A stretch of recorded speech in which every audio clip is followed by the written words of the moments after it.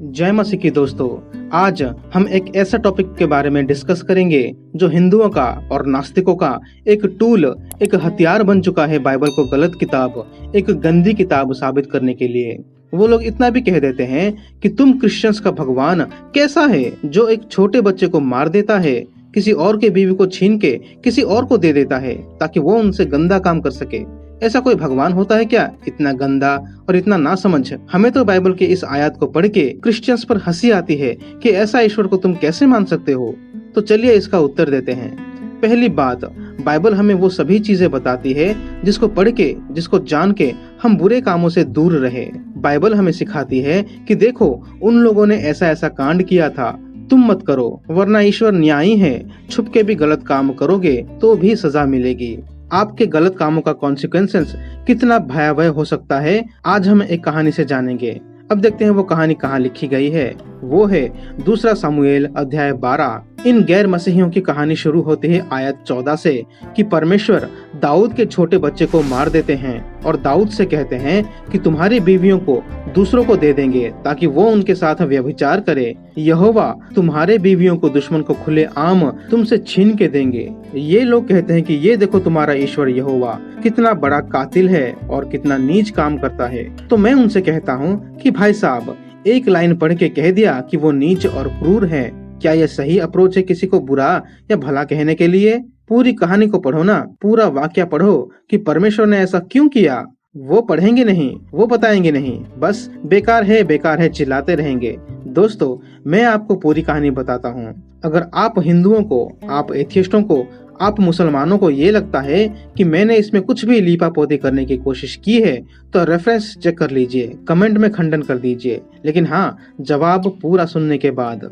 आप सभी को पता है बाइबल में यहोवा ने जितने भी कार्य किए हैं उन सब के पीछे वजह होती है। यहोवा ने कई ऐसे ऐसे दंड भेजे हैं जिसको हम पूरे पुराने नियम में देख सकते हैं, जिसको पढ़ के लगता है कि ये तो अमानवीय है, लेकिन जो न्याय करता है, जो धर्म से न्याय करता है, उसको आजकल के लोग अपने सो कॉल्ड दिमाग से गलत ही कहेंगे। वैसे ही इस कहानी में यहोवा ने राजा दाऊद के ऊपर एक विपत्ति डाली थी, क्योंकि उसने यानी राजा दाऊद ने खुदावंद के विरुद्ध पाप किया था। राजा दाऊद ने एक हित्ती पुरुष के बीवी के सुंदरता पर मोहित होके उसके साथ शारीरिक रिश्ता बनाया। यहाँ पर आप जान लीजिए कि गैर स्त्री या मर्द के साथ रिश्ता बनाना पाप है, और दोनों ने, राजा दाऊद और बत्शेबा ने, पाप किया। उसके बाद जब वो गर्भवती हुई तो दाऊद ने उसके पति को दूसरे देश भिजवाकर हत्या करवा दी। इन दोनों ने दो पाप कर दिए। और जब यहोवा ने नबी नथानिएल को दाऊद के पास भेजा तो नथानिएल ने दाऊद को एक कहानी बताई। कहानी खत्म होने के बाद नथानिएल ने दाऊद से पूछा कि ऐसे पापी को क्या सजा मिलनी चाहिए। तो दाऊद ने तुरंत ही कहा कि उस पापी व्यक्ति को प्राण दंड देना चाहिए। तब नथानिएल ने कहा कि वो पापी तुम हो राजा साहब। तब यहोवा ने नथानिएल के जरिए उसके पापों की सजा सुनाई, जो आप पढ़ सकते हैं दूसरा शमूएल अध्याय 12 आयत 9 से 12 तक। इसके बाद दाऊद ने स्वीकार किया कि हाँ, मैंने यहोवा के विरुद्ध पाप किया।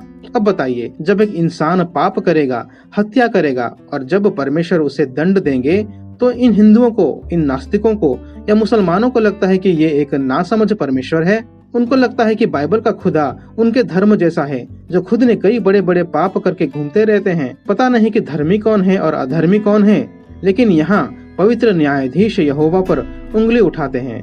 अगर यहाँ पर यहोवा ने दाऊद को सजा नहीं दी होती तब भी शायद ये लोग कहते कि देखो, ये है क्रिश्चियंस का ईश्वर जो व्यभिचारियों को और हत्यारों को सपोर्ट करता है। क्योंकि दाऊद एक राजा था, मतलब यहोवा न्याय करे तो गलत, साथ दे तब तो गलत ही है। अब सवाल ये है कि ठीक है, यहोवा ने दंड दिया, लेकिन उस बेचारे बच्चे को मारने की क्या जरूरत थी? जिसने पाप किए उनको ही मार देता। यहोवा ने दाऊद और बत्शेबा को क्यों नहीं मारा? देखिए, यहोवा ने उस वक्त जो किया वो सही किया। बाइबल के लेखक ने जो जैसा था वैसा लिखने के लिए कभी नहीं हिचकिचाए। जब भी किसी को दंड मिलता है तब सिर्फ उस पर इफेक्ट नहीं पड़ता, बल्कि उसके साथ जुड़े हुए सभी लोगों पर पड़ता है। और दाऊद सिर्फ एक आम व्यक्ति नहीं था, वो एक देश का राजा था। परमेश्वर ने दाऊद को 3 गुना सजा दिया। पहला, कि उसके घर में अब कभी शांति नहीं होगी। दूसरा कि जो पाप उसने और बत्शेबा ने छुप के किया था, वो पाप दिन दोपहर सबके सामने आएगा और वो दोनों बेइज्जत होंगे। जब एक राजा का पाप प्रजा के सामने आता है तब उसकी जिंदगी मौत से भी बदतर होती है। और तीसरा, इसकी वजह से वो अपने बच्चे को भी खोएंगे। तो ये रहा उन गैर मसीहों के सवाल का जवाब। अब इसके बाद क्या? आगे हम देखते हैं कि दाऊद ने पश्चाताप किया और परमेश्वर से माफी मांगी। प्रभु तो है दयालु, वो अपने बच्चों को कैसे छोड़ सकते हैं। उन्होंने दाऊद को आशीष दी और सुलेमान को उनके बच्चे के रूप में देके उनके दुख को कम किया। और हम सभी लोगों को एक उदाहरण भी दिया कि अगर आप पवित्र परमेश्वर के विरुद्ध पाप करेंगे तो सजा तो मिलेगी। नास्तिक कह सकते हैं कि ये तो डराना धमकाना हुआ, सभी धर्म तो डर से चलता है। इसका जवाब हम अगले वीडियो में देंगे। तो जब आप पाप करेंगे तो उसकी सजा तो मिलेगी, लेकिन जब आप पश्चाताप करेंगे और परमेश्वर के अधीन में रह के पाप रहित जीवन व्यतीत करेंगे और खुदावंद यीशु को अपना उद्धारकर्ता मानेंगे तो चिरकाल तक, अनंत जीवन तक आप उसके साथ रहेंगे। आज के लिए बस इतना ही दोस्तों, मिलते हैं अगले वीडियो में। धन्यवाद।